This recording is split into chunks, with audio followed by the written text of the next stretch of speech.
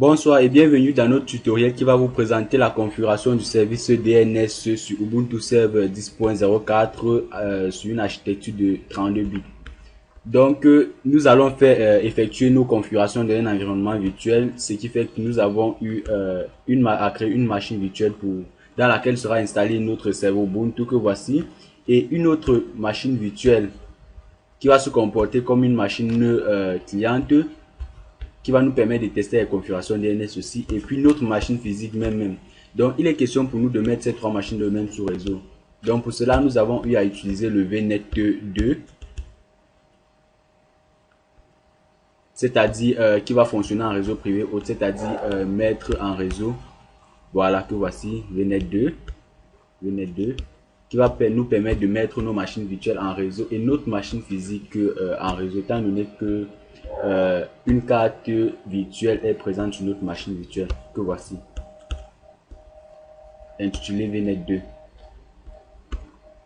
Et nos configurations IP sont en statique puisque nous avons utilisé l'adresse réseau 192.168.1.0/24. Si nous venons dans le détail, vous allez voir, nous avons déjà configuré nos paramètres IP, c'est-à-dire adresse IP de la machine physique 192.168.1.3 et l'adresse du serveur DNS 192.168.1.2. L'adresse du serveur DNS, ça sera l'adresse IP du serveur Ubuntu. Donc là, vous voyez que nous avons notre nom de domaine que nous allons créer par la suite. Et ok. Donc ici, vous voyez VNet 2 également sur la machine XP. Donc sans plus tarder, nous allons essayer d'avancer. Bon, je tiens à rappeler que la configuration va se faire sur Ubuntu, donc sa interface graphique, parce que nous n'avons pas eu le temps d'installer l'interface graphique sur Ubuntu. Et d'autant plus que quand on installe l'interface graphique sur Ubuntu, la machine devient un peu plus lente. Donc nous nous connectons en renseignant nos informations, c'est-à-dire nom du compte, login, et nous allons maintenant nous connecter en tant que super utilisateur pour pouvoir modifier les fichiers de configuration. Donc on tape la commande sudo et on renseigne notre mot de passe. Après s'être connecté, nous allons d'abord vérifier les configurations IP en tapant la commande ifconfig. Là, nous constatons que notre carte réseau n'est pas présente, c'est-à-dire la carte réseau qui est dans le VNet 2. Donc, nous allons essayer de configurer ça manuellement. Nous allons taper la commande nano/etc network, excusez-moi, et interface pour éditer le fichier de configuration des cartes réseau. Donc là, nous allons insérer un commentaire carte Ethernet ETH0. Donc nous allons mettre auto ETH0 pour que à chaque redémarrage la carte soit présente. Nous allons taper if is ETH0 net statique, c'est-à-dire nous allons mettre les paramètres IP en statique parce que il faut toujours le faire lorsqu'on veut configurer un service DNS ou DHCP, quel qu'en soit en fait, dès lors que c'est un service qui sera important pour vous, il ne faudrait pas que l'adresse IP varie. Donc il est toujours recommandé de mettre les paramètres IP en statique. Donc nous allons mettre l'adresse IP 192.168.1.2, puis le masque 255.255.0, puis l'adresse du serveur DNS. Bon, nous ne pouvons pas renseigner l'adresse du serveur DNS, c'est pas obligatoire, donc nous allons simplement sauvegarder notre fichier de configuration, CTRL X, et puis vous voyez là, Save, Modify, Buffer, vous tapez Y pour confirmer et puis entrer. Là, c'est ce qui en était pour la configuration IP. Maintenant, pour pouvoir installer le service qui va nous permettre de gérer le DNS, c'est le paquet bin9 qui nous sera utile. Et pour l'installer, il faut d'abord faire la mise à jour de l'arbre de dépendance. Donc pour faire la mise à jour de l'arbre de dépendance, nous allons taper la commande apt-get update. Bon, là, je tiens à le rappeler que nous avons déjà eu à faire ça, donc ça ne fonctionnera plus étant donné que notre arbre de dépendance est déjà à jour. Donc, pour maintenant pouvoir installer le paquet qui va nous permettre de gérer le service DNS, nous allons taper la commande apt-get install bin9. Vous voyez, là on dit que bin9 est déjà la plus récente version disponible, étant donné que je l'ai installé à partir de la commande apt-get install bin9. Donc, nous n'aurions plus qu'à configurer le DNS, excusez-moi, c'est un lapsus pour le DHCP. Ok, pour la configuration du service DNS, nous allons nous positionner dans le répertoire dans lequel se trouvent les différents fichiers de configuration du service DNS. Donc bin9. Nous pouvons lister le répertoire. Nous voyons quelques fichiers là. Bon, le fichier qui nous intéresse, c'est le fichier name.conf.local et db.local. Donc, pour un premier moment, nous allons configurer le fichier name.conf.local. Que voilà en tapant la commande nano name.conf.local. Et puis là, ici, nous allons spécifier la zone de recherche directe et la zone de recherche inversée. Donc, la zone de recherche directe qui va nous permettre de résoudre, donc, de déterminer une adresse IP à partir d'un nom d'autre. Et la zone de recherche indirecte qui va nous permettre de déterminer un nom de domaine à partir d'une adresse IP. Donc, ici, là, pour créer une zone de recherche directe, nous tapons zone. Entre crochets, nous mettons notre zone de recherche directe que nous allons créer, et puis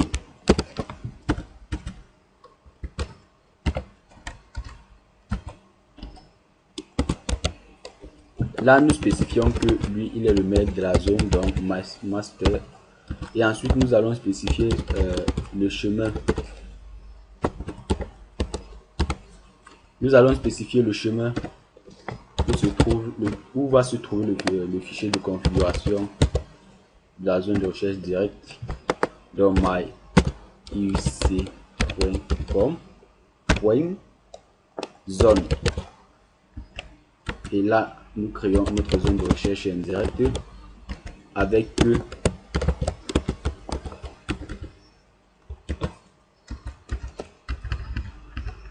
donc ici nous n'allons plus spécifier le nom de domaine, mais nous allons spécifier l'inverse de l'adresse réseau. C'est-à-dire quoi? Notre adresse réseau c'est 192.168.1.0. Ça c'est l'adresse réseau. Donc nous allons plutôt mettre 1.168.192.in-addr.arpa. Et ensuite nous allons spécifier que c'est le maître de la zone. Type master à ne pas oublier. Et puis nous spécifions le chemin d'accès au fichier de configuration de la zone de recherche indirecte. bin/myuc.com.ref.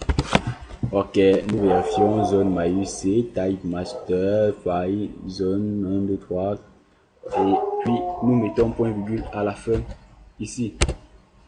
Et puis nous sauvegardons nos configurations CTRL X et puis Y et puis entrée. Nous listons. Et puis nous allons maintenant essayer de faire une copie du fichier DB local en créant un autre fichier, donc en créant le fichier de la zone de recherche directe, donc myuc.com.zone. Puis nous allons maintenant modifier le fichier myuc.com.zone pour essayer de l'adapter à nos configurations. Ici nous allons changer la syntaxe ici localhost.root.localhost. Donc nous allons plutôt mettre nom d'autre. Le nom de notre machine c'est Ubuntu. Et si vous voulez vérifier le nom de votre machine, vous tapez juste hostname. Et puis là, en dessus de la commande hostname, vous allez voir apparaître le nom de votre machine Ubuntu ou le nom NetBIOS si vous voulez. Donc nous revenons à nos moutons.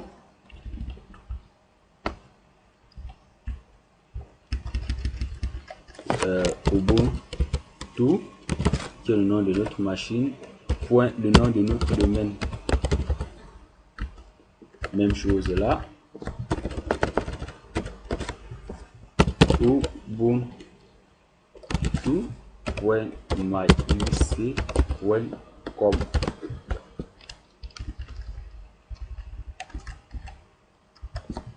Ici, nous allons enseigner la position de Ubuntu Server dans le domaine, étant donné que c'est lui qui porte le domaine. Il est naturellement conseillé de mettre, en fait, recommandé, c'est toujours comme ça, c'est pas recommandé, c'est obligé. Ubuntu.myuc.com.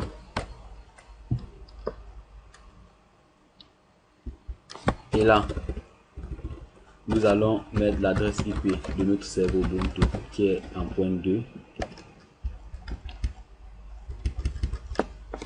Et puis, nous allons mettre le nom de notre machine qui est Ubuntu. Et étant donné que nous avons client, nous allons aussi enregistrer nos deux machines clientes, c'est-à-dire celui qui a l'adresse IP 192.168.1.3 et .4. L'autre c'est client, l'un c'est client MC.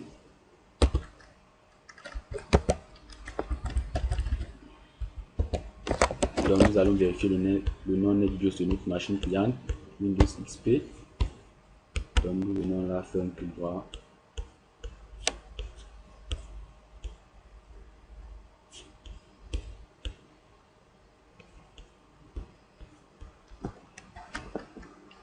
Client MC. Nous allons laisser un seul A parce que nous sommes en IPv4, c'est-à-dire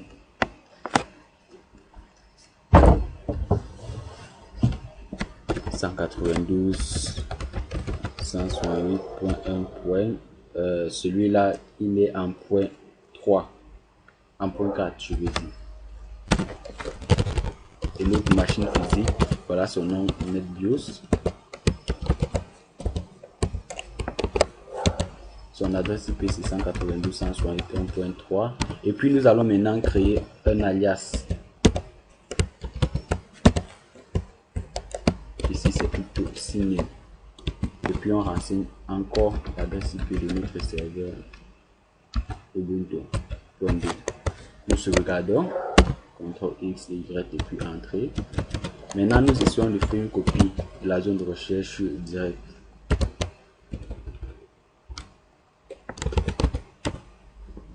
Donc là, nous avons copié les paramètres, les configurations qui étaient dans la zone de recherche directe vers la zone de recherche indirecte en créant directement le fichier. Donc nous allons maintenant éditer le fichier de la zone de recherche indirecte pour l'adapter à nos configurations IP. Donc ici, nous allons maintenant mettre le dernier octet de l'adresse réseau. On ne va plus mettre le nom de Ubuntu, c'est 2. Pour client XP, pour client MC, je vais dire, excusez-moi, c'est 4. Pour TNJ, c'est 3. Et la dernière ligne va rester telle quelle. Ici, nous allons changer le type de fichier. Comme c'est une zone de recherche indirect, ce sont plutôt les enregistrements PTR qui doivent être là. Et puis ici maintenant, nous allons tout simplement remplacer les adresses IP par le nom de. Donc ici nous avons ubuntu.myuc.com comme à la première ligne. Ici nous avons client mc.myuc.com. Ici nous avons myuc.com.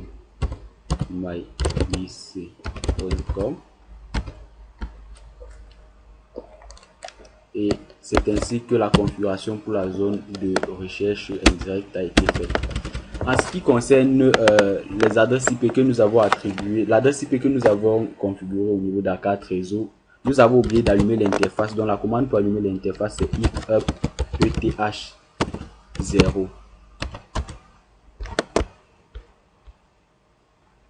Voilà, vous voyez que l'interface a bien démarré. Donc nous allons vérifier ça avec la commande ifconfig.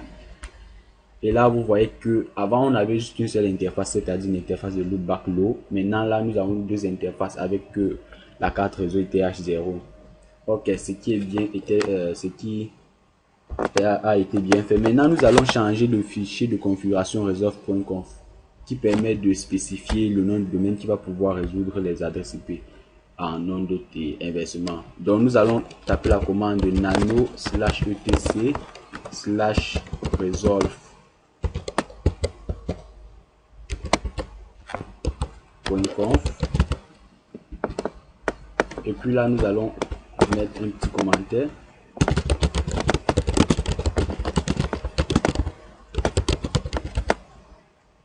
Des noms de ok. Donc là, nous mettons name server 192.168.2 et local domaine. Nous mettons le nom de domaine qui est myuc.com et puis nous CTRL X, Y, entrée. Et maintenant, il ne nous reste plus qu'à redémarrer le service DNS avec la commande service bin 9 start et nous validons avant entrée. Là, le service a redémarré. Maintenant, pour vérifier les configurations du serveur DNS, nous allons utiliser l'utilité NSLOOKUP présente sur toutes les plateformes. Donc NSLOOKUP adresse IP du serveur Ubuntu. Là, vous voyez bien que le résultat est positif étant donné que la résolution s'est bien passée. Parce que là, nous voyons que la résolution s'est faite sur le port 53. Normalement, là, nous avons notre zone de recherche indirecte 2.1.168, dont l'inverse de l'adresse IP du serveur qui contient le nom de domaine. Et puis là, nous avons maintenant sa position dans la hiérarchie DNS, donc nom de la machine, le nom de domaine. Et puis également vérifier les configurations DNS sur notre machine virtuelle.